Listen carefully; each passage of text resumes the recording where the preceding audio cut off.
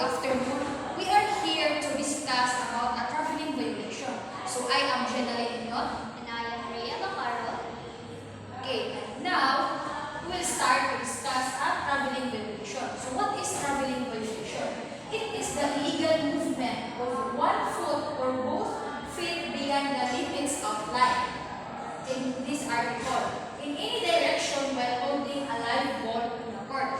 Okay, so ang player is makakuha siya o traveling violation if na-hold niya ang ball and then naka-step na siya o more than 2 without dribbling. So, needed sa player para di siya magka-violation of traveling while having the ball is that i-dribble. Usa siya nga mo lakaw. So, if that happened na karang dili siya maka-dribble and then naka-take na siya o more than 2 steps is makanan siya o traveling violation. So, muna siya ang gawag kong traveling violation.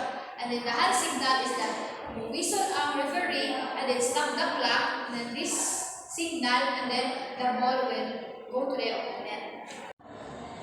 So let's go. Let's move on to the pivot.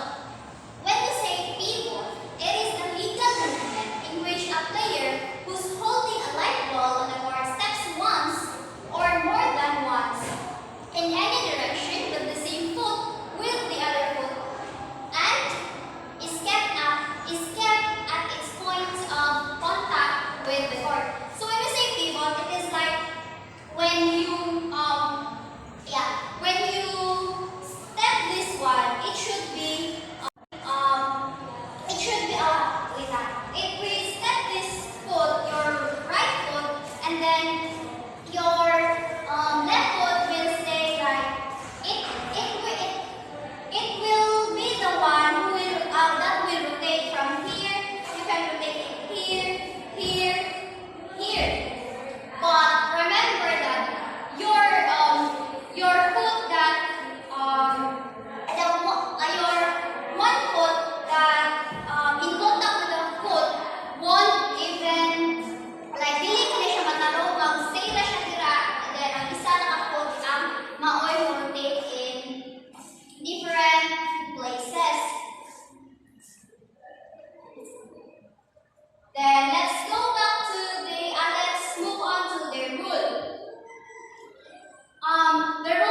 This is the rule establishing a pivot foot by a player who contacts the live ball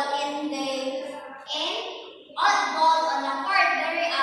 Kani siya nga rule is applicable sa magbuwa na. And then a player who catches the ball while standing with both feet on the court. Then the moment one foot is lifted and the other foot becomes a pivot foot. To start a dribble, the pivot foot may not be lifted before the ball is released from the hands.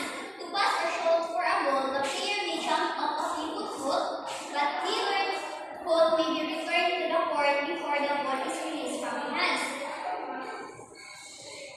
So, kung diri sa like just like what I said earlier, dapat the moment na ma-lift sa player, whether ang iyang iyang left foot or right foot, na mahimo na siya pivot.